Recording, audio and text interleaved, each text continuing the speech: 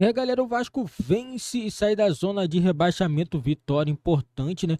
E veio na hora certa. O Vasco vence com gol de Dimitri Payet. O Payet marca seu primeiro gol com a camisa do Vasco, camisa 10, marca o gol que dá vitória ao Vasco e também tira o Vasco da zona de rebaixamento. Nesse momento, o Vasco é 16º colocado com 30 pontos, mesmo número de pontos do Santos.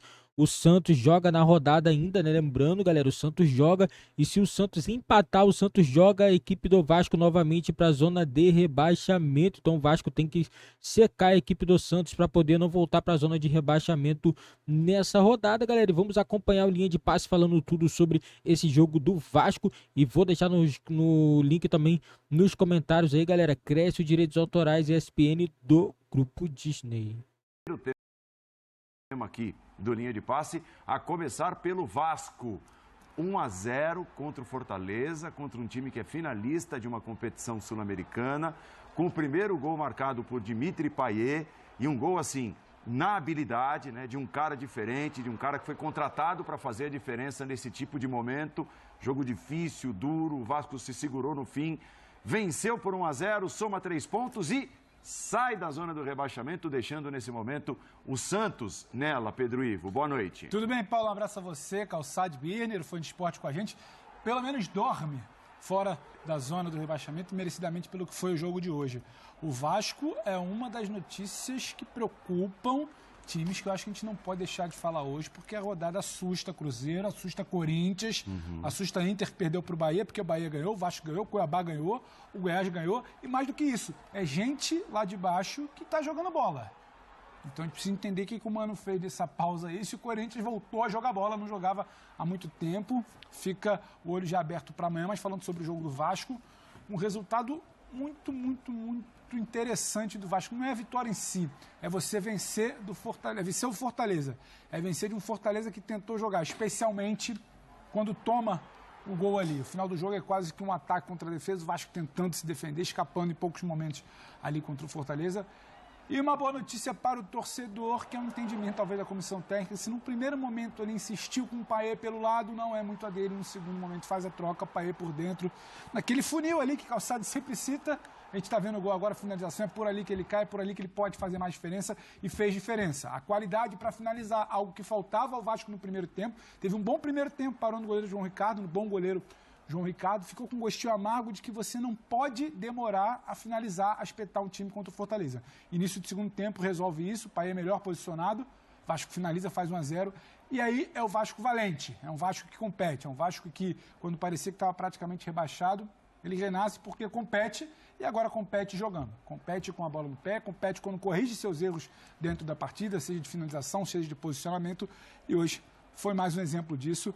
Não é muita gente que vai ganhar do Fortaleza, não. A gente pode debater sobre prioridade, foco em Sul-Americana, mas ganhar do Fortaleza é difícil, especialmente quando esse time entra em campo para jogar, não para se poupar, que vai ter muito disso daqui até a final da Sul-Americana, a gente vai conversar, mas acho que é um resultado acima até do que a gente poderia imaginar. Um empate entre Vasco e Fortaleza em São Januário, pelo que é cada time, não seria um absurdo. Agora, você ir atrás enquanto o Vasco, corrigir posicionamento, sai um gol do Payet, uma boa notícia, faltava um gol dele, talvez ele para carimbar essa chegada, tá de muito bom tamanho para o torcedor do Vasco. E dá para dizer, até pela escalação, pela formação, que o Ramon Dias foi corajoso, né, Paulo Calçade? Bastante.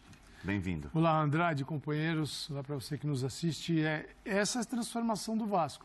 Uma coragem, mas uma coragem baseada também em nomes que sustentam, não é coragem, só coragem para ver o que acontece, você fica dependendo do aleatório. Sim. E não é um Vasco jogando no modo aleatório, é um Vasco que tem uma organização melhor, tem jogadores mais experientes, eles foram contratados, ganhou de um time muito difícil, que é o melhor time de segundo turno, está na final de uma competição internacional. Se você olhar os últimos 3 anos, há muito mais consistência no Fortaleza do que no Vasco. Opa! É muito mais.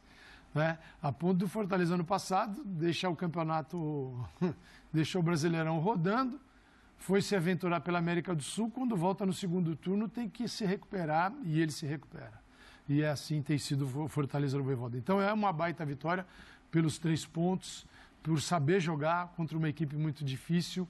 Agora, a gente tem na tabela do campeonato, tem quase uma certeza. dificilmente, para não acontecer o que eu vou dizer agora, tem que pegar o Cuiabá, que é o 10º, e o Cuiabá tem que sair da 10ª posição e ser rebaixado. Um clube fundador do Clube dos 13, que eram os 12 grandes, mais o Bahia, para não cair, tem que puxar o Cuiabá aqui para a zona do rebaixamento. Ele tem que sair do 10º e despencar. Só que e o ele Cuiabá ganhou tem fora 36, né, Caça? 36. Porque você encontra o Cuiabá, que não é um clube aqueles tradicionais, os 12 grandes, porque você tem outras equipes hoje, você tem, por exemplo, o Atlético Paranaense, que é uma equipe que ele já está inserido nesse contexto de clubes. Ele não tem aquela imagem da grande torcida que dá esse respaldo para os 12 do futebol brasileiro, mas em termos de organização e estrutura ele está na frente da maioria desses 12 aí. Sim. Mas o Bahia é fundador do Clube dos 13. E certamente alguém do Clube dos 13 aqui vai cair. Inter e Bahia, Bahia e Inter que se enfrentaram hoje. E pode ser um grande. Foi final de Campeonato Brasileiro em 88. Olha, o Santos tem 30 pontos. Acima dele o Vasco 30, Corinthians 31, Cruzeiro 31, Bahia 31, Inter 32. São 7 clubes numa diferença de 2 pontos. Então, todos correm perigo. Ah, mas fulano não cai. Se ele está nessa lista aqui, ele pode cair. É caível. Ele pode cair. Vitor Birner, boa noite. Tudo bem, Paulo? Que prazer. O prazer é meu. Vê-lo com saúde, bem vestido. Isso tem a ver com o figurino. Boa noite ao senhor. Muito bom ver o senhor com saúde, o Pedro, o senhor Calçade. Boa noite aos fãs e às fãs do esporte, que sejam bem. Também é uma vitória muito grande do Vasco, porque pensando no que está se transformando essa reta final do Campeonato Brasileiro, ela está realmente imprevisível. Calçade citou do Cuiabá. Do Cuiabá para baixo, todos os times com chances sejam minúsculas ou grandes podem ser rebaixados. A do Cuiabá é minúscula, muito pequena, mas não dá para descartar. Tanto que Calçade cita o Cuiabá, porque dali para cima não cai mais ninguém. Dali para cima os times vão continuar na primeira divisão. Curitiba e América já estão no modo milagre para não o América já foi. Ser rebaixados. O Curitiba está no modo milagre, o América já foi, não foi matematicamente, mas já foi. E quando você olha o desempenho das equipes... Esse para mim é o ponto, né? A coisa fica mais duvidosa ainda. A gente não sabe, lá embaixo jogando bola. A gente não sabe, por exemplo, como o Corinthians vai voltar. Por isso que a rodada de amanhã é tão interessante com o Mano Menezes. Que o time vai voltar mais organizado, vai. O bastante para conseguir os pontos. Porque aí entra aquela questão. Uma coisa é o Goiás, com todo respeito, estar na zona do rebaixamento e lidar com a situação. O Goiás está acostumado. É desagradável para o Goiás hoje venceu merecidamente o São Paulo, o time entrou pilhado, intenso e tenso ao mesmo tempo, mas conseguiu o resultado, mas é uma situação comum. Se o Corinthians pisa na zona do rebaixamento, é outro mundo. É muito mais difícil lidar. Se o Inter vai para a zona do rebaixamento, é muito mais difícil lidar, porque são equipes que, além de terem bons elencos, são equipes que têm dificuldade porque não são frequentes historicamente numa condição dessas. Não entraram no campeonato para isso. Entraram no campeonato com outras pretensões, com outras possibilidades e, de repente, né, faltando 11 rodadas agora, elas podem cogitar isso. Se faltando 9, 8 rodadas, elas estiverem na zona do rebaixamento e não saem na rodada seguinte e ficam 2 ali, isso vale para qualquer outro, vale para São Paulo entrar, vale para várias outras equipes. São Paulo com chance muito pequena de ser rebaixado, mas não dá para descartar, mas muito pequena. É muito difícil lidar, muito difícil lidar. Então, nesse campeonato que tem um time quase campeão, a única ameaça na prática parece ser o Bragantino. Né? Palmeiras e Flamengo correndo muito por fora. Mas quase campeão, eu acho que no final do ano a gente vai ver essa disputa maluca para ver quem permanece na primeira divisão, porque os jogos vão ser apertados, ninguém está jogando muito mais que o outro time, né? E vamos ver quem consegue lidar melhor com a pressão de estar nessa zona mais desagradável que ela está. Quem não jogou hoje tem 12 jogos ainda para fazer, quase do Corinthians, 36 pontos para disputar. Quem jogou hoje disputa a partir de agora apenas 33 pontos. Então, essa é, por exemplo, a missão do Curitiba, só para entender, tem 20 pontos.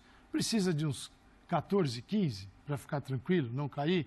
Então, ele tem que ganhar 15 de 33. Ele tem que fazer o que não fez, não esbarrou Não chegou nem perto daquilo que fez até agora. Agora, os recortes recentes e o futebol apresentado, a reação de clubes pesadíssimos, como Santos e Vasco, que estão até mais embaixo na tabela de classificação, parece ser um recorte mais animador do que, por exemplo, os recortes recentes de Corinthians, Cruzeiro e Internacional.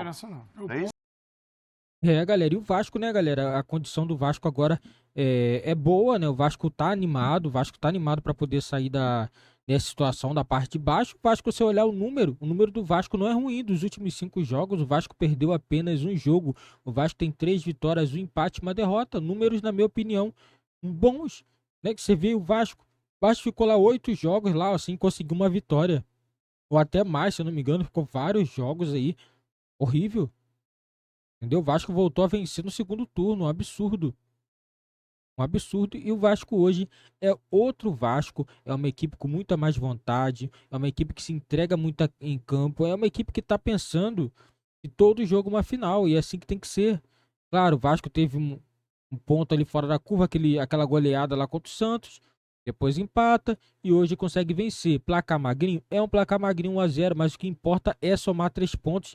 E o Vasco agora está a 15 pontos de se livrar de um possível rebaixamento. Você vê que está muito disputado, né? Você vê, o Vasco tem 30. O Santos tem 30 também na zona de rebaixamento. O 12º é Internacional com 32.